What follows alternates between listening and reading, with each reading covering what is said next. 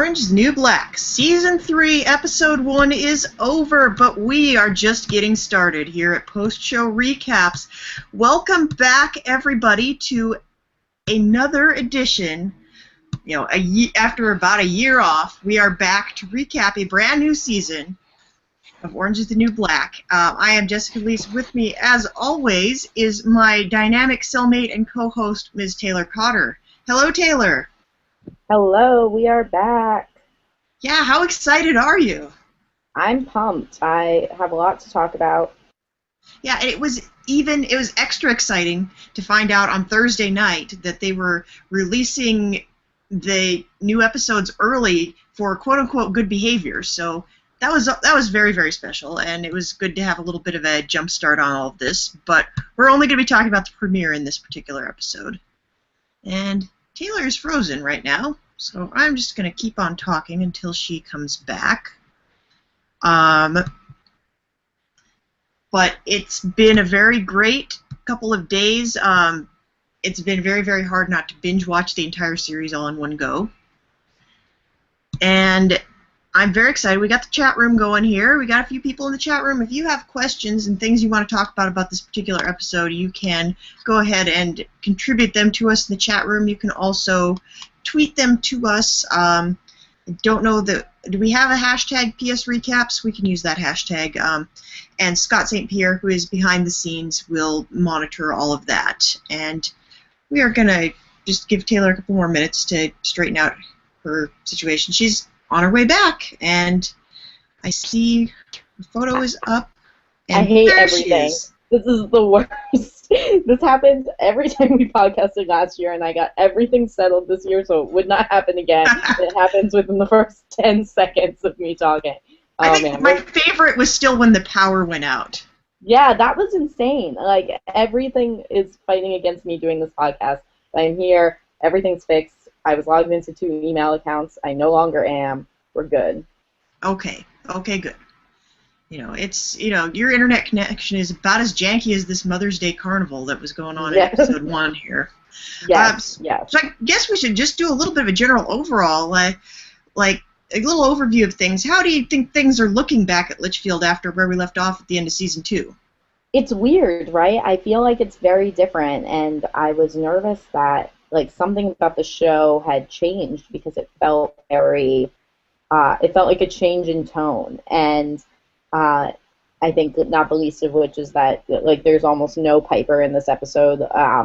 A very limited Piper and Alex, lots and lots of supporting characters. We get kind of a little bit of everyone, which is different from kind of the deep dives into individual characters we had gotten in the past. Yeah, I think part of that is down to the weird structure they had with the flashbacks here.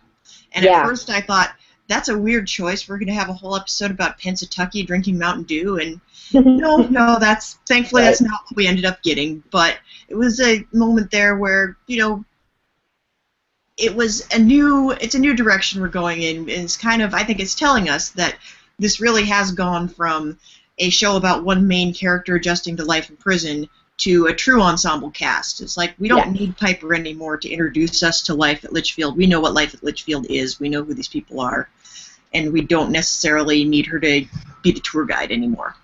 Yes, and I think there were a couple moments in the episode where I felt like the show maybe has gotten a little self-aware, and I think that's interesting. It doesn't necessarily change anything. It just makes, I feel like there was a little bit of a shift in tone that I'm interested to see if that goes throughout the rest of the episodes this season. Yeah, it feels a little bit like it's a kinder, gentler Litchfield. Mm-hmm, We've definitely gotten rid of a couple of the big problems here, and things seem like they might actually be going a little bit better. Right. Like, we've got Caputo's in charge, and he at least, he's a little bit flawed, but at least he cares. Mm-hmm. And he's trying to kind of clean up the messes, and he's hiring some new staff, and we don't have V to kind of menace everybody. She went out in Rose's blaze of glory at the end of season 2. Yes. Yeah, I feel like, and how many episodes have you watched so far? I've been up to 6, but I will make sure I don't spoil anything for anybody. I That's have to fine. recap. I have to recap a subsequent episode for another site, so I have to make sure I get caught up to the episode that I'm recapping. And of course, I couldn't quit after that. No worries. Yeah, I just want, like, I feel like we are on a precipice right now that there has to be some sort of antagonist, like a bubble brewing right now, because this was almost like, what do they call, I can't remember the word, like, it's not like a bubble episode, but like a self-contained episode, you know? Bottle episode. Yes, a bottle episode. That, like, if this was going to go on reruns, you could just watch this one. Yeah, it's true. And if you don't have a big bad, you don't really have a direction. You don't have anything for anybody in the show to fight about, right? Like Exactly. You don't have any conflict, and I think you can have one or two episodes where you don't have somebody coming in to threaten the status quo, but you can't have the status quo forever. Right. So it's kind of a weird episode for us to kick off with without kind of having the story, like, because I think last year we really were delved into the story of V and that whole narrative. So this is kind of just like a reintroduction to all these characters. And I almost think that when they were writing this and producing it, it's like Netflix knew that, like, okay, people are going to be watching this after a year. They're going to forget, like, what happened. I think Brendan Noel tweeted the other day, like, I love Orange is the New Black so much, and I only think about it for one weekend a year. I'm like, that's pretty much true. It's like, it's such a great show that, and it's a great 13 hours that you spend watching it, and then you never have to worry about it again. So, like, yeah. And oh, go ahead. No, go ahead. No, I had moments where I was like, I haven't seen these people in a year. I don't remember that one's name. Which one is that again? Have I seen this person before? Yes. Yeah, it was really. It's a lot to take in for a show that you watch for 12 hours at one time and then stop. Right, and it's kind of like I'm glad that we're podcasting about it because I pay more attention to it than I normally would, because it's gotten to be a point where there are so many characters I have in my notes. Like, is this a random person? Because I feel like it's a random person that I've never seen before, and the only reason I know that is because last year I watched it so closely. So yeah, and all right, so the thing that I'm really running into is the other show that I am currently recapping in the post-show recaps universe. The great Mike Bloom and I have been recapping season 3 of Orphan Black because apparently my beat is all of the shows that start with O and end with Black and are in season 3.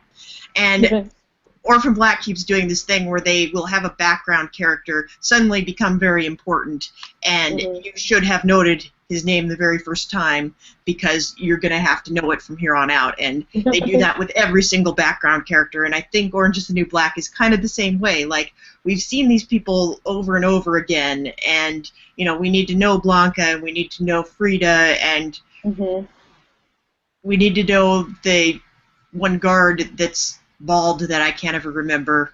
Not O'Neill, but the skinnier O'Neill. Yes. Yeah. I don't watch Game of Thrones because it is already, like, just starting it was very confusing for me. So, like, I'm like how people do with Game of Thrones, that they have these giant maps taped to their walls with who all the characters are. I'm almost reaching that point with Orange is the New Black. Yeah, we're gonna have to start, like, assigning people house sigils, and give them some mottos and things, and to add on top of that, we got some new characters this season. We're getting a new counselor. Yes. We're going to meet Bertie Rogers. Yes. And she seems like another one of those people that she's kind of like Susan. She's going to come in and get completely beaten down by this thing. She seems very, very positive and maybe a little bit too good for this world. I agree. She's like clearly underqualified, but she definitely has, like, a little bit of a toughness to her that Susan didn't have.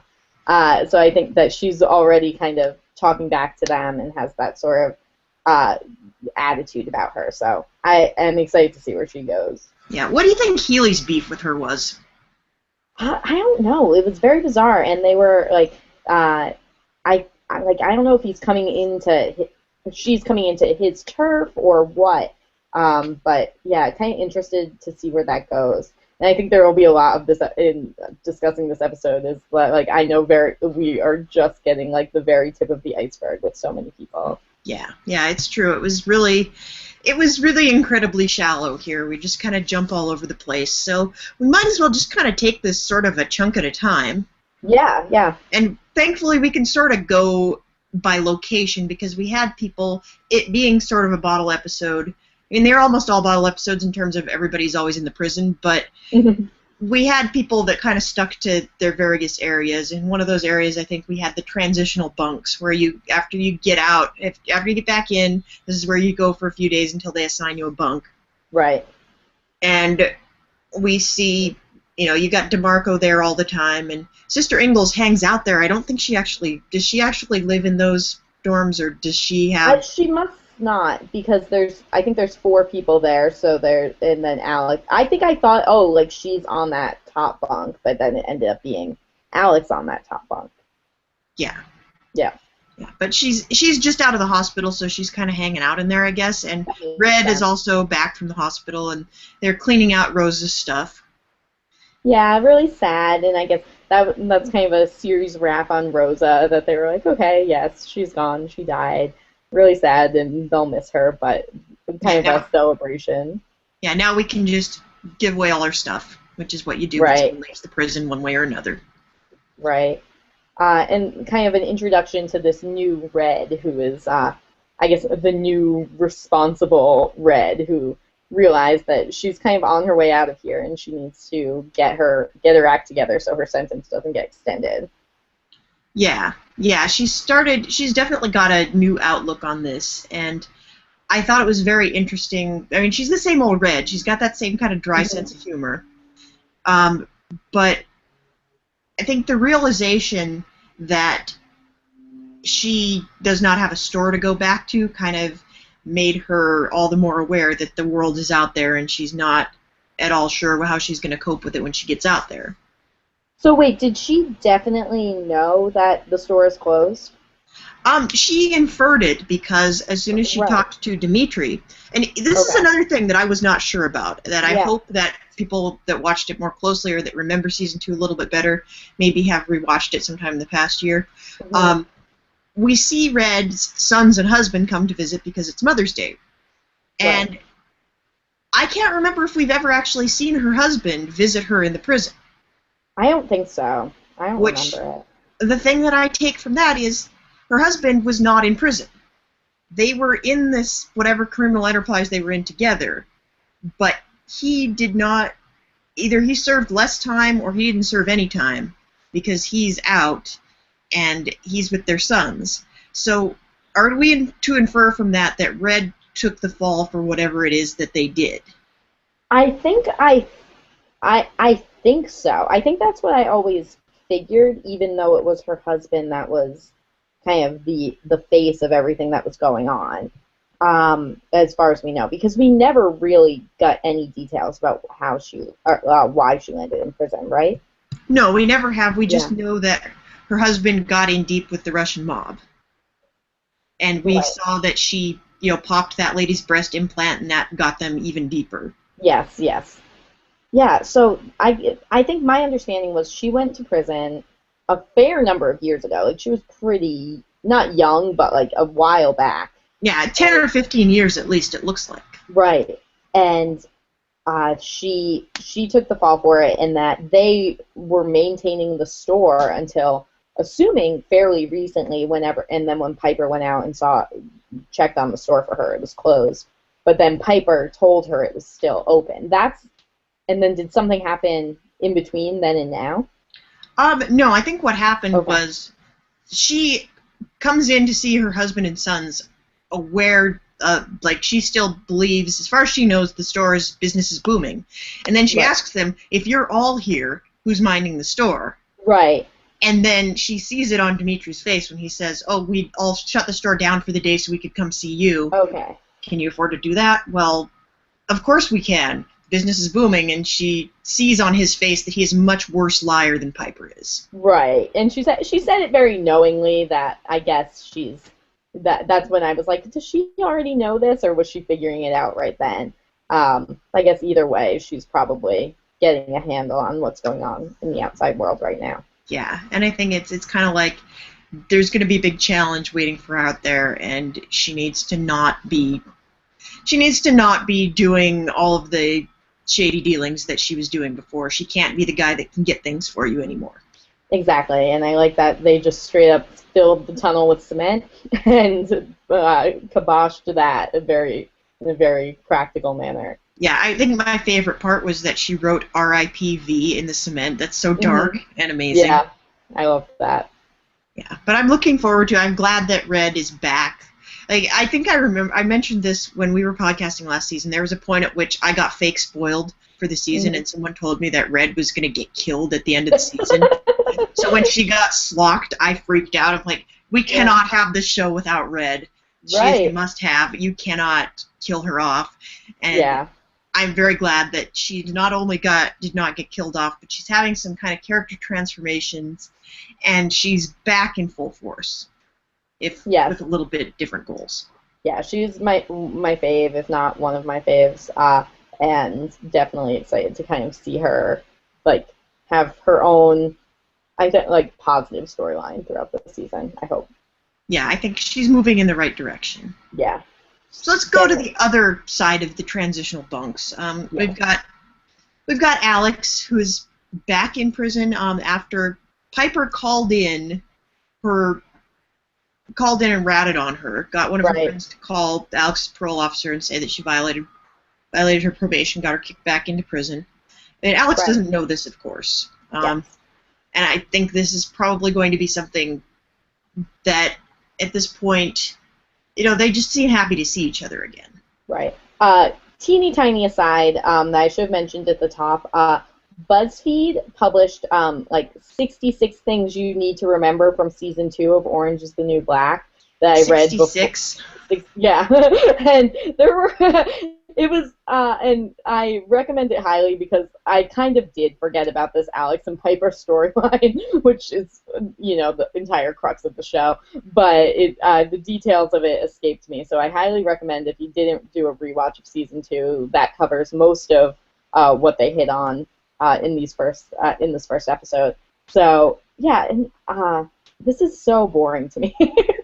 Alex and Piper. Well, fill us in. What should we have remembered about Alex and Piper? Should we have remembered? It's basically what you just said. That Alex gets out of prison early when Piper testifies against Kubra, she lies. Alex tells the truth. She cuts a deal. She gets out of prison. She's on parole. She's having a really hard time with it. We assume that people are plotting to hurt her or get her somehow. She has a gun. She's in her apartment. She's really, really struggling. I forget how Piper finds that out. Does Alex visit Piper in prison? They either talk on the phone or they visit in prison, and Alex says something about how she thinks that Cooper's going to kill her, and there's a van parked outside. Yeah. Yeah. And so when, as her final request to Larry and Polly as they go have their affair, Piper asks them to call Alex's parole officer, probably, and tell them that Alex is violating her parole. Yes, a gentleman by the name of Davy Crockett, as I recall. Yes. And they are able to do that and get Alex, by some stroke of coincidence, back into Litchfield. So, which it's a show. And they,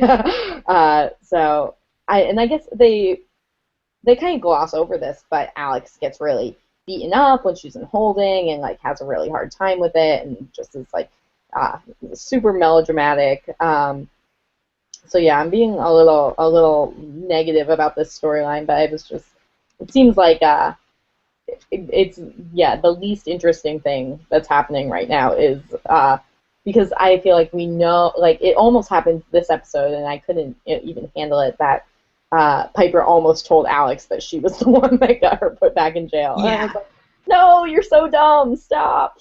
Yeah, she did come very close, and it was actually the only tension that existed between the two of them, which I almost welcomed it, just because they're such a boring couple. They're the least interesting people in the prison by far, and Piper especially, she seems to have gotten into, her personality has shifted from this sort of she felt like she was above it all and really like fish out of water in the beginning, and now she's acclimated to prison and she's very cynical about everything, but she still thinks she knows everything and she knows more than everybody else. And so it's like anything that was endearing about her, anything that we could forgive about her, all of this is gone now, and she's just like, I have enough, brainy, cynical people in my life. I don't need to watch a show with one.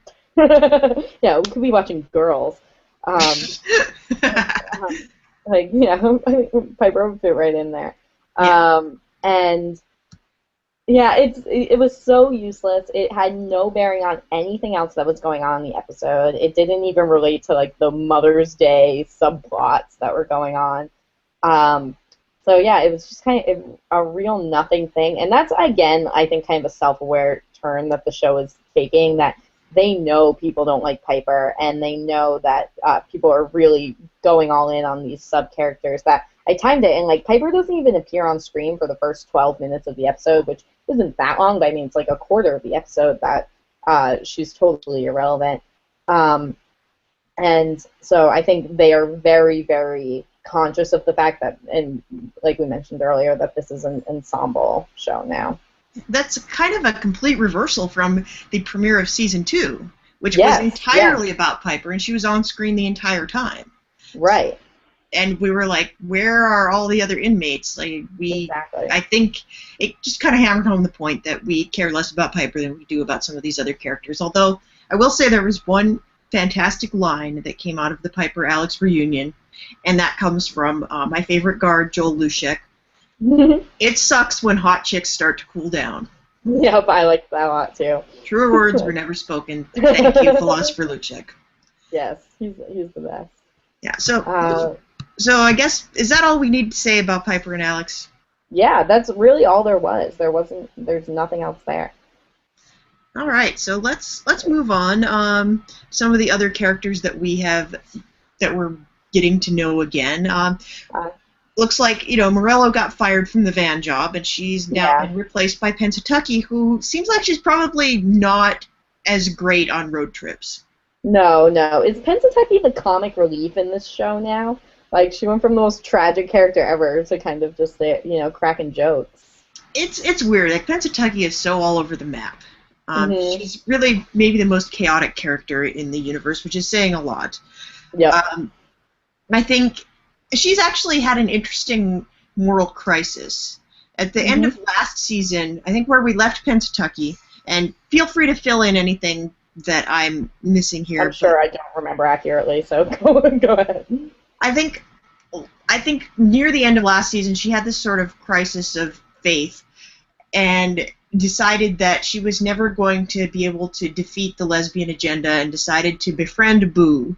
Right. And maybe see what the lesbian agenda was all about, and see if maybe this was something that she could, if she can't beat them, join them. And ended up cutting her hair, and she and Boo struck up this really bizarre friendship that has turned out to actually be, it's yielded some very interesting conversations, to say the least. And I think she has started to realize that everything that she was standing for is kind of bullshit. Yeah. And as she's having her little fake funeral for all of the babies that she has aborted in her life, Boo comes over and they have this really interesting conversation. And I think it was so strange. Yeah. I mean, I liked it, but yeah. Of all the things I thought were going to get referenced, Freakonomics was low on the list. Yes.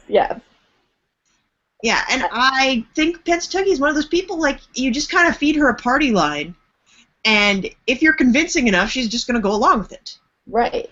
Yeah, I mean, I think she's young. They don't really tell you how old anyone's supposed to be, but she's, fairly young. I guess I'm confused more about Boo's role in all of this, because if I remember right at the end of last season, Boo was integral in the attacking Red, right? She was being painted to us as this kind of secretly evil character with a hidden agenda here, and this episode she comes in and she's just super endearing and quoting Freakonomics and dressed like a clown, and I was like, oh, I thought I hated you, so I'm trying to remember what exactly your deal is here. I think Boo did take kind of a heel turn at the end of the season, but she also, like, I felt like a lot of last season was trying to pack in Boo backstory wherever we could get it, and like try to. And Leah Delaria is fantastic, and I love her screen presence. I think she's hilarious. I would imagine that many of her lines are probably semi-improvised. Yeah. But I felt like the show last season was trying to make Boo happen, and she was kind of a background character in the first season, and then she started to move to the forefront. Now I feel like Boo is going to be, because of the way that she plays off of Pennsatucky and also the way she and Nicky are interacting, I think we're going to be seeing a lot more of her this season. Yeah, I get that feeling. I don't know if she was announced as a full cast member versus recurring for this season or next season, but that's definitely been talked about. So I'm excited to see more of her deal. Hopefully, become a bigger fan of hers. Yeah, and I think there's shades of gray with her, and I think she's also kind of an opportunist. Like, she's not going to go out of her way to help anybody else, but if something entertains her and there looks like there may be something in it for her, I think then she is very interested. Yeah, I kind of like the web that's being created of, all right, we have Pennsatucky and Boo, who, maybe they form this bond based on, like, Pennsatucky just kind of thinking, aligning with the lesbians in the prison, but, they actually kind of have this, like, teacher-student relationship, maybe, or, like, big sister, little sister relationship. Jedi Padawan. Yes, exactly. And that's always nice to have, kind of, and it's, you realize that there's always so many divisions that they talk about in the prison. There's like the racial lines and but there is kind of like the age and the mentorship between the different people there, which I think is one of the more interesting dynamics that goes on. Yeah, the people that have been there longer kind of show the ropes to the people that have been there for less time, and I think the Boo and Nicky relationship is also something that we should talk about here, because I think they are kind of both seasoned veterans, and they've kind of fallen into bed together because of this large amount of heroin that has fallen into their possession via the decline of V's drug smuggling business. Yes.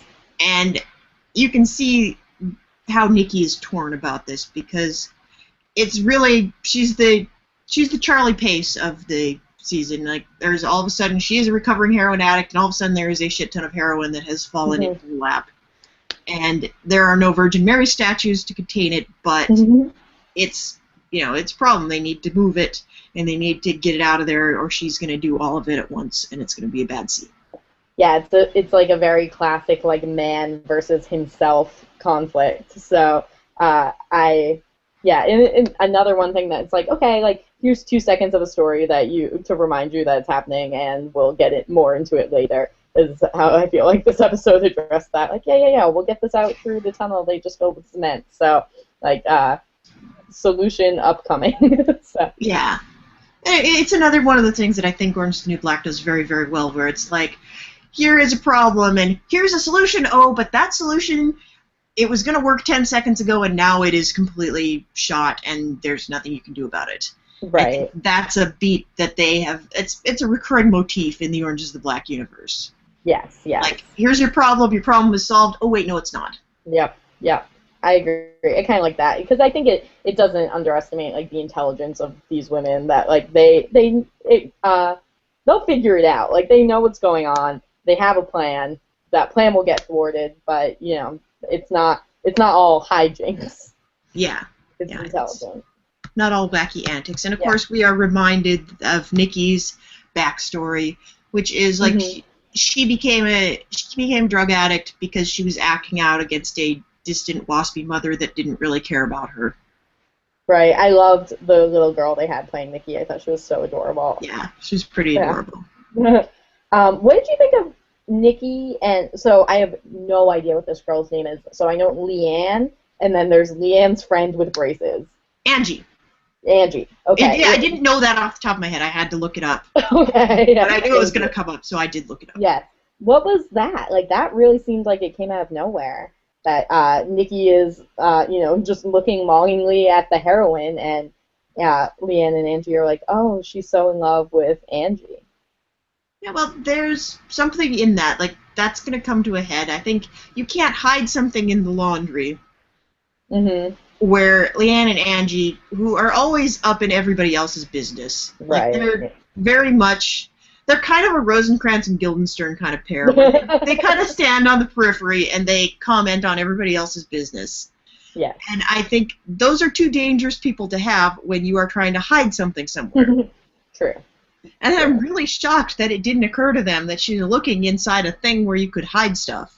Yeah. Yeah, maybe they're two of the less smart characters in this universe, but I think, I'm sure that this will all make sense sooner rather than later. But I thought that was kind of a weird, like, there's so many romantic plot lines that go on this show. I thought that was kind of one that was thrown in sort of haphazardly, but hopefully some answers come through in the next few episodes. Yeah. Yeah, I mean, there's no way that heroine's not getting either stolen or done or destroyed by somebody. Yes.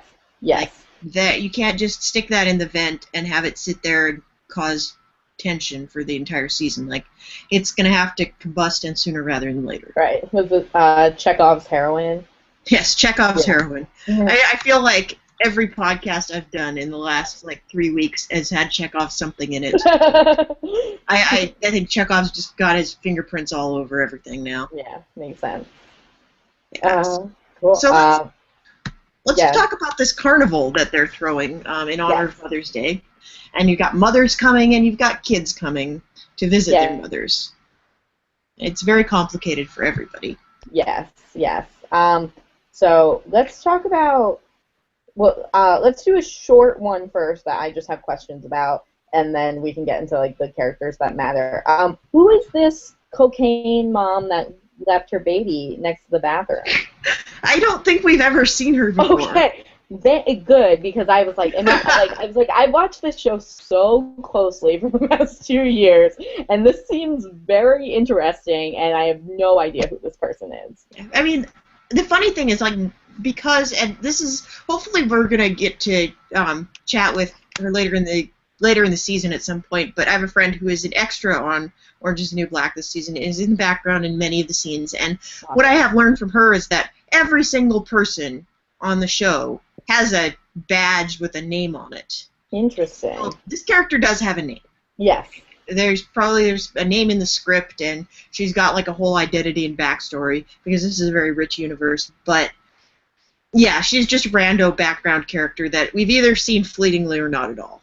I kind of like that. It's interesting to remember that, there are, 100 people in this prison, that there's a lot going on here, and there's a lot of people that, are not good. I don't want to go so far. I know this whole show is about, shades of gray, but who are criminals, who have done bad things, who, are in prison for a reason, and they endear themselves to us, but sometimes terrible things like this still happen. It was one of the few moments in the episode where I audibly gasped. I was so nervous about that baby. Yeah, and we kind of got into that right around the Black Cindy episode last season, as I recall. Yeah. Because it becomes a little bit unbelievable to have the show just keep presenting us everybody has a rich backstory and is deeply sympathetic, and some of them committed their crime and some of them didn't. Some of them were first offenders who tried a bad thing once and were very unlucky.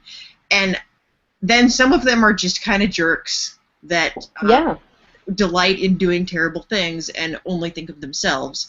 And I think it's more realistic when you have characters like that. And Cindy is a little bit more nuanced than that. But she is still the kind of person that will talk trash at children playing carnival games, because if they lose, she gets more candy. Right. And Cindy had a daughter, right?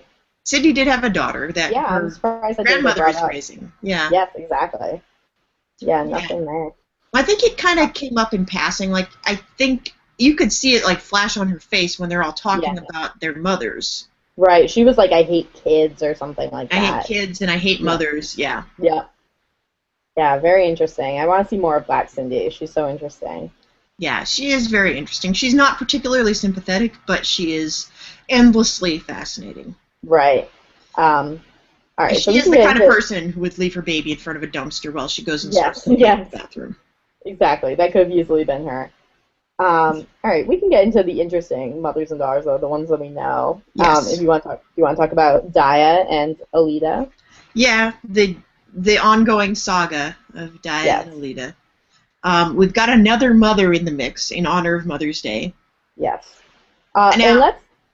Mike Bloom has a question that I think is probably we can throw that up now, and that can inform some of our discussion. All right. What does Mike want to know? Mike wants to know, was it smart for Daya and her mother to tell her entire family about Bennett being the father? Yeah, that's interesting. That is something that he could get in a lot of trouble if word gets out about that, and it doesn't seem like these people are the tightest ship. Right, but I was thinking about this too, because now that Caputo knows and he's basically in charge, is there any I understand that, like, I guess he has someone above him that probably can't find out, but is there any like feasible consequences of this right now? Has this kind of become a non-issue? I think it could always become an issue, just because it is highly illegal for this relationship to have taken place, and now we've also wrongly imprisoned another guy for having committed this crime. But I also do think that Alita and Daya's family kind of exist outside the law. Like, they're not the kind of people that call the cops on anybody ever. And they're always finding ways, like Alita especially is trying to find ways to game the system. Like how, if you have a baby and how do you claim the most benefits from the government, and what can you do outside the law that brings in the most amount of money? How can you blackmail porn stash's mom? Right. And that's pretty much everything she sees. Like, if she sees there's a potential for there to be something in it for her, the dollar signs go up. And this is what happens here. She sees this fancy handwritten note from Greenwich, Connecticut. Now, Taylor, if I told you before this episode aired, describe to me what is Mendez's mother like? Yeah, I would not think rich woman from Greenwich, Connecticut. To me, that's I would think like Mendez, like she's probably at like a Portuguese lady, not unlike all my entire family that lives in a suburb of New York or Boston, and is in probably her mid to late 70s. So I would think that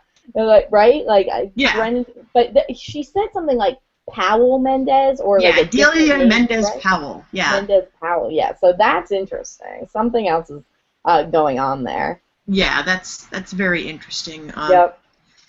And it's also like, how do you get from Greenwich, Connecticut to working as a prison guard? Like, Mendez needs to have a flashback episode apparently. And I don't know that we're actually going to get him at all this season, because I don't think the actor has moved on to bigger and better things. And, he is allegedly, in the Orange is the New Black universe, he is in prison himself, presumably, at this point. Right. So this is going to be very interesting. I know. I have to imagine that we are going to see some interesting developments there, even without him on screen. So it's a bummer we don't get to see him, but I'm glad that it's not like, it's just all tied away. Like, this is the actual implications of something like this are taking place. Yeah. And I want to go I want to talk for a second. I don't really want to talk about this, but I think it's worth noting. I'd rather forget it ever happened. But Caputo's advice to Bennett when he tells him to stay away from all things Diaz related, and advises him to go, instead of getting with any of the inmates to go and take care of it on his own terms. Yeah. And it just reminds you that, Caputo, I think, especially over the course of the last season, went from this creepy guy to sort of a guy you were rooting for because he had the best interests of the prisoners in mind. But now we are just reminded once again that the very first scene we ever saw him in, at the end of the scene, he closed the door and got out the lotion and the tissues. And right.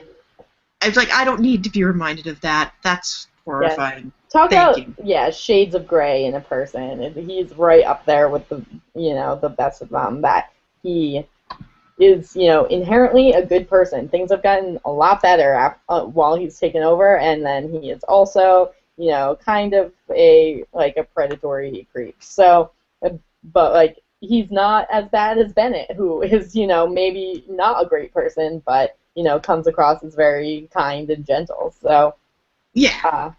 And Bennett, I think Bennett is another one of those people like Piper who thinks he is a good guy because he's never had that challenge, but in reality, there's a side of him that's just as dark as anybody else in this series. But exactly. I'm gonna draw a controversial comparison. I think Joe Caputo is the Jaime Lannister of the Orange is the New Black universe, in that Jaime Lannister starts out as a guy who bangs his own sister and shoves a 7-year-old kid out the window, and by the time you get to about season 3 or 4, he's one of the main heroes. And I think Caputo is kind of a similar character. I know. I root for him. I'm a fan, so I definitely am happy to kind of have him at the helm, and maybe some of the more administrative drama of Orange is the New Black to kind of move to the side, and we can get some more personal drama. Yeah, it got a little bit Shawshank Redemption-y at the end of the last one.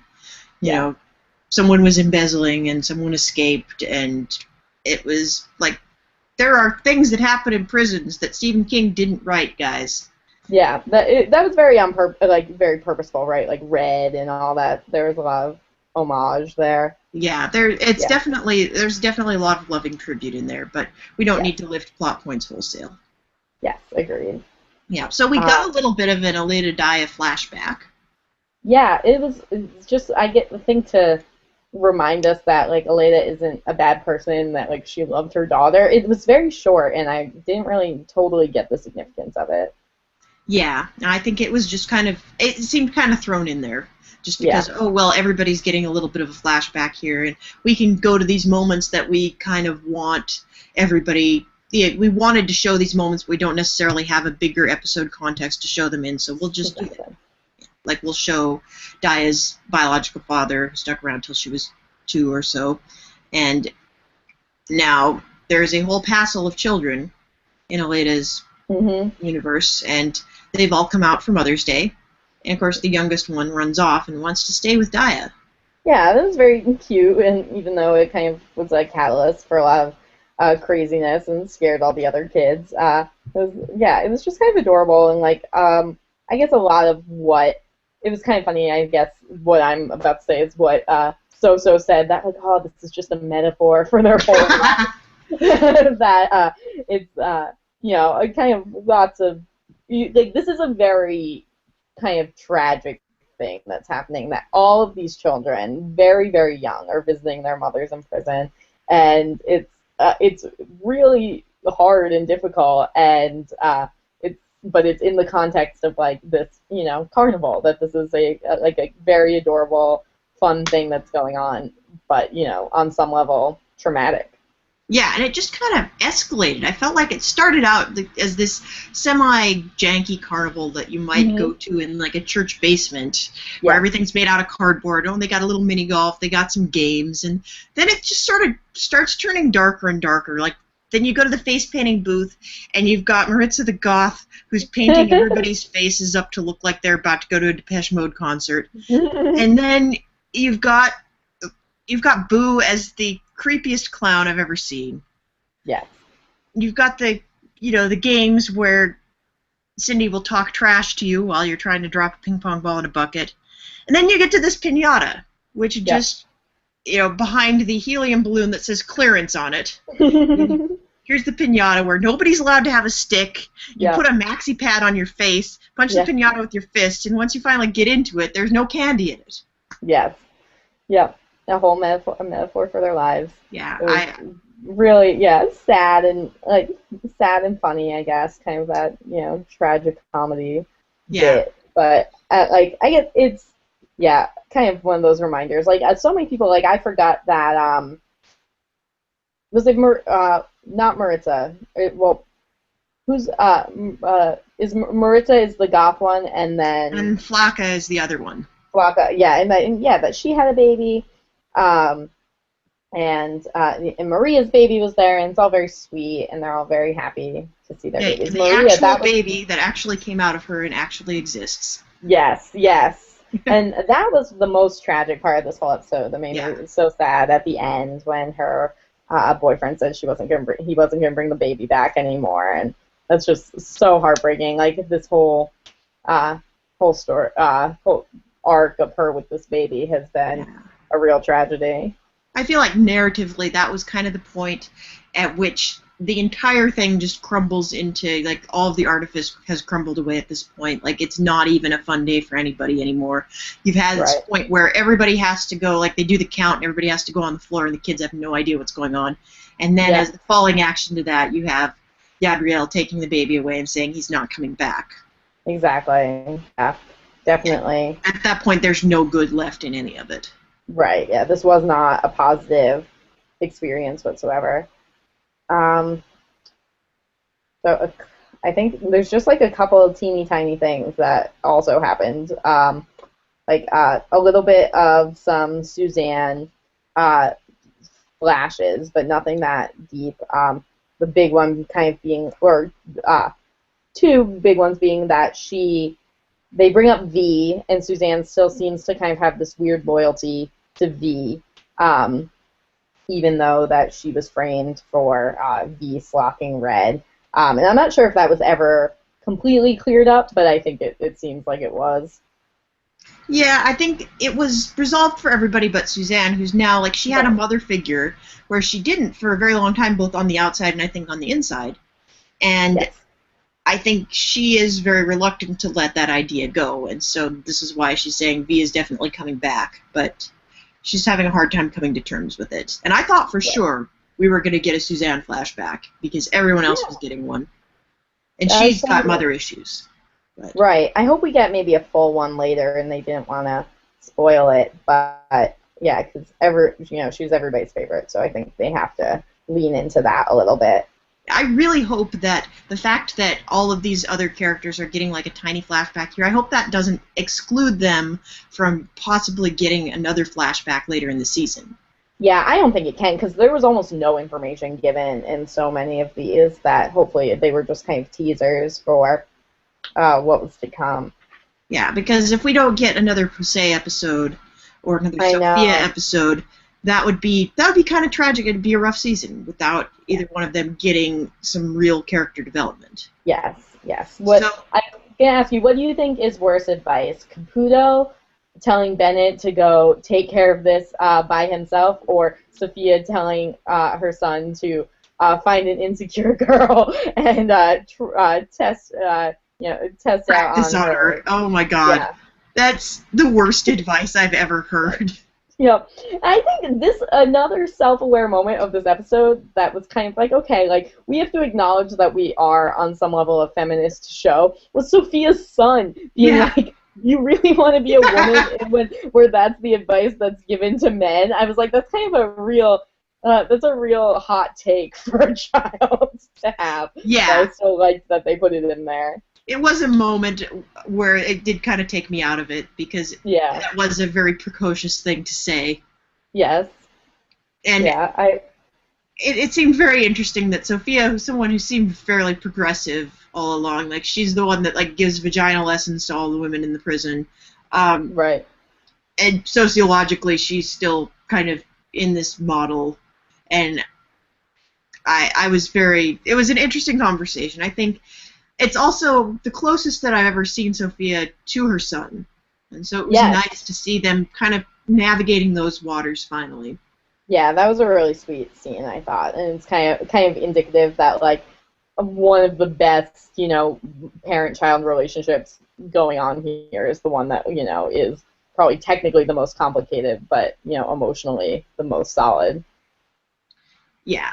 Yeah. Yeah. I think they're trying to navigate what it means. Like, is Sophia a mother or is she still a father? And how are they going to move forward with that? And how does it change things now that Crystal is dating somebody else?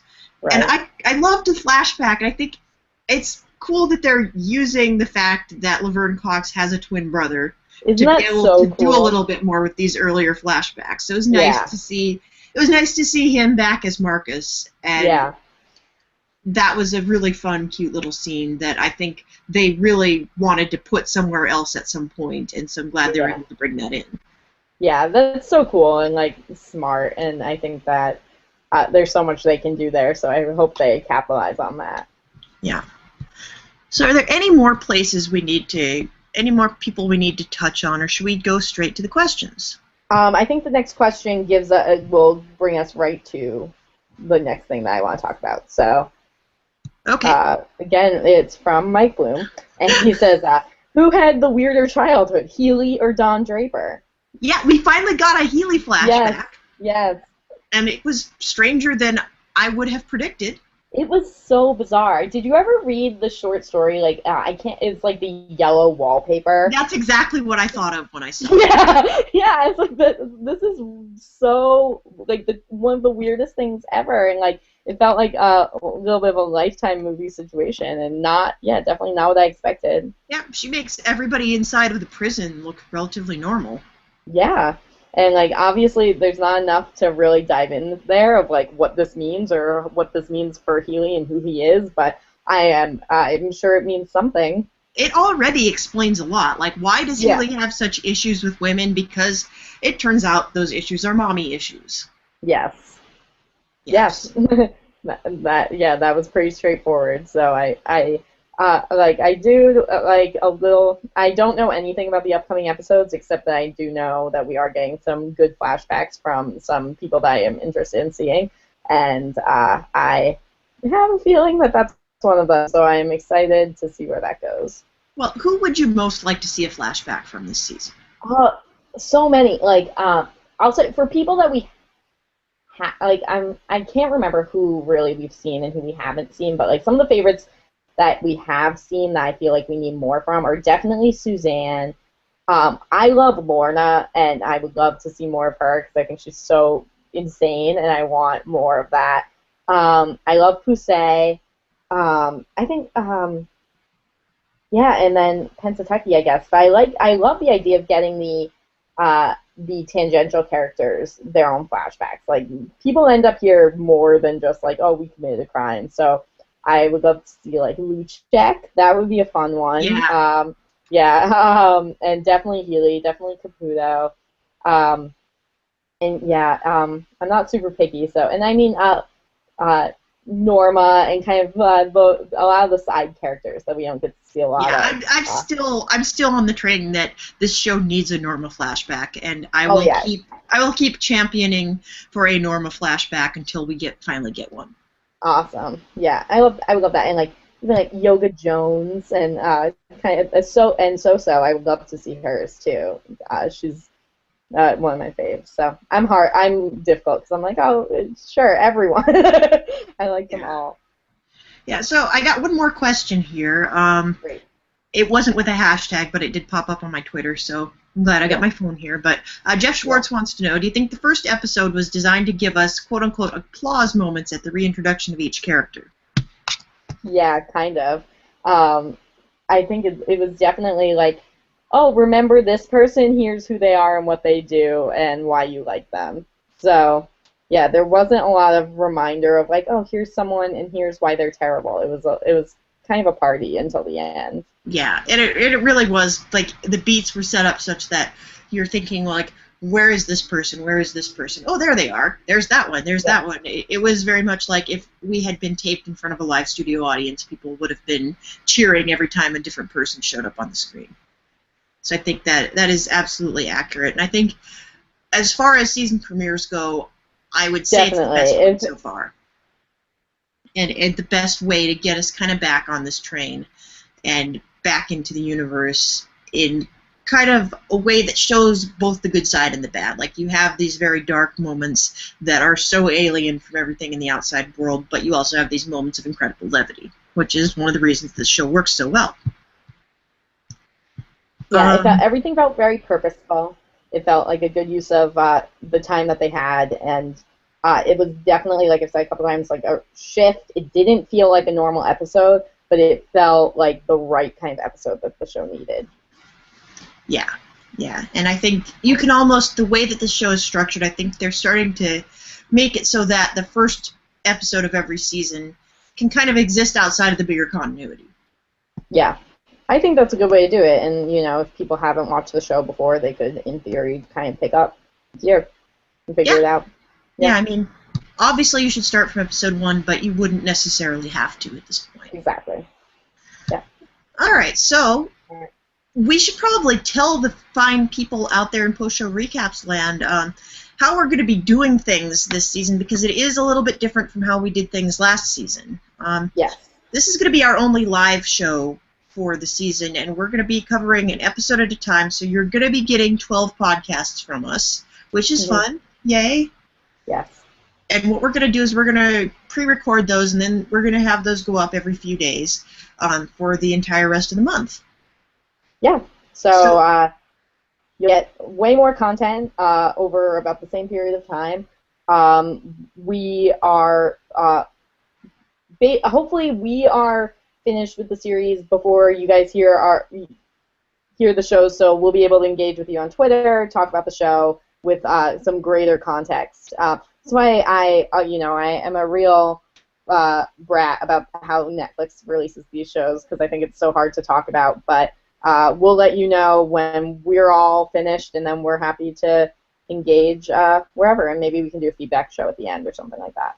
Yeah, definitely. And we still want to talk to you guys about the show itself, so you can feel free to catch us on Twitter about anything you've heard on the podcast, or anything about the upcoming episode. You could tweet at me at HaymakerHattie, and Taylor is at Taylor Cotter. And do you want to give the folks at home a hashtag they can use to let us know that they got all the way to the end of the podcast? Sure. Do you want to do Freakonomics? Well, that's going to be something that other people have used at some point. We need something pretty specific to this podcast. I'm thinking maybe Padawan Tucky. That's perfect. I love it. So yeah, PADAWANTUCKY.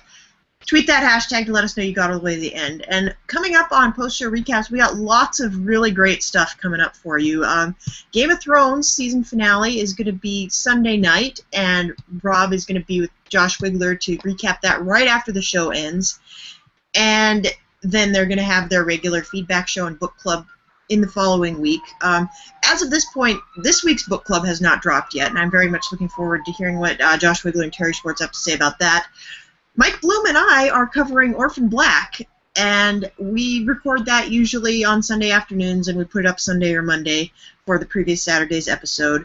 There's many, many other great things going on. There's a Wire series retrospective. There are Seinfeld podcasts. They're covering Wayward Pines and many other great things. If you want to check all those things out, just go to postshowrecaps.com. So Taylor, I have a question about post-show recaps.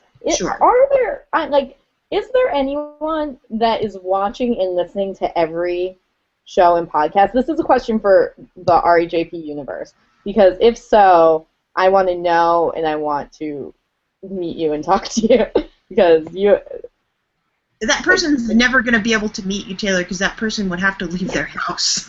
Yeah, that's true. But if you are out there, tweet me, and I'll buy you a beer the next time you're in Massachusetts. Yeah, whoever you are, God bless you guys, because that's a pretty amazing feat. We have so much content out there right now that it's almost impossible, even from a time standpoint, unless you got your podcasts on 1.5 speed, you're never going to get through all of them. But that's the great thing about the Rawhis podcast / post-show recaps universe. We really do have something for everybody. Very much so. All right, so we will connect with you guys on Twitter and beyond. Yeah, thanks all for tuning in, and we'll talk to you for episode 2. Bye. Bye.